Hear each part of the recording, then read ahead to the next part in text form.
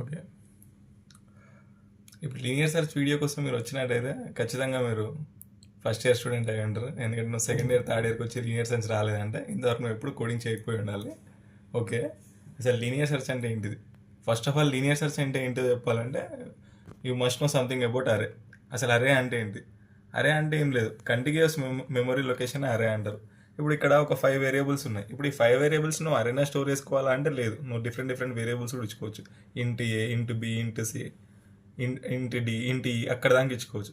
అదే ఒక 100 వేరియబుల్స్ ఉన్నాయి, 100 ఎలిమెంట్స్ని స్టోర్ చేసుకోవాలి. అప్పుడు 100 వేరియబుల్స్ని యూజ్ చేయాలి కదా.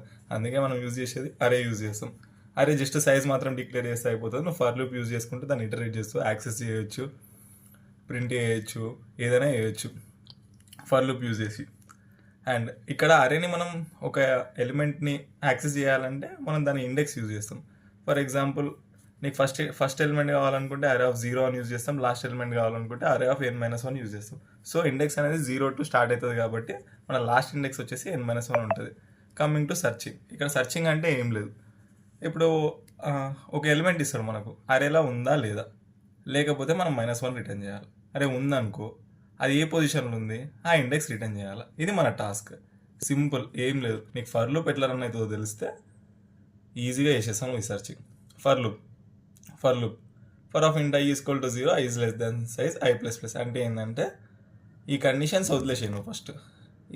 ఈ లూప్ ఎట్లా రన్ అవుతుంది అంటే ఐని ప్రతిసారి ఇక్కడ ఇంక్రిమెంట్ చేసుకుంటుంది, లూప్ రన్ అవుతూ ఉంటుంది. లూప్ రన్ అవుతున్న ప్రతిసారి అందులో లోపల ఉన్న ప్రతి ఒక్క స్టేట్మెంట్ ఎగ్జిక్యూట్ చేయాలి. ఇప్పుడు వాడు ఒక key 30, for example given key 30 అనుకోండి. ఫస్ట్ i0 ఉంది, మనం ఇనిషియల్ 0 ఇచ్చుకున్నాం. సో 10 ఈజ్ 30 కాదు. సో ఈ లూప్ ఎగ్జిక్యూట్ కాదు, మనకు ఫరక్ పడదు. మళ్ళీ i 1 అవుతుంది. 20 ఈజ్ 30 కాదు, మళ్ళీ i 2 అవుతుంది. 30 ఈజ్ 30 అవును. రిటర్న్ అయ్యి అంటే ఇప్పుడు మనం దీన్ని రిటర్న్ ఫంక్షన్ ఎప్పుడైతే యూజ్ చేసినామో అక్కడనే ఫంక్షన్ ఎండ్ అయిపోతుంది. దీన్ని మనం ఎక్కడ మెయిన్ మెథడ్లో ఈ ఫంక్షన్ మనం కాల్ చేసినట్టయితే అక్కడికి ఈ i వాల్యూ అనేది వెళ్తుంది. ఇన్ దిస్ వే మనం by this way we can find the index of an element. అలాగే మనం ప్రతి ఒక్క ఇప్పుడు ఫర్ లూప్ మొత్తం అయిపోయింది, అయినా కానీ మనకి ఒక్కసారి కూడా ఇఫ్ లూప్ ఎగ్జిక్యూట్ కాలేదు అంటే ఒక్క దగ్గర కూడా మనకు ఆ ఎలిమెంట్ అనేది ఒక్క ఇండెక్స్ దగ్గర కూడా లేదని అర్థం. అప్పుడు ఈ ఫర్ లూప్ మొత్తం అయిపోయాక అవుట్ ఆఫ్ ద లూప్ వస్తాం. అవుట్ ఆఫ్ ద లూప్ వస్తే ఆబ్వియస్గా రిటర్న్ -1 అంటే ఎలిమెంట్ లేదు అని అర్థం.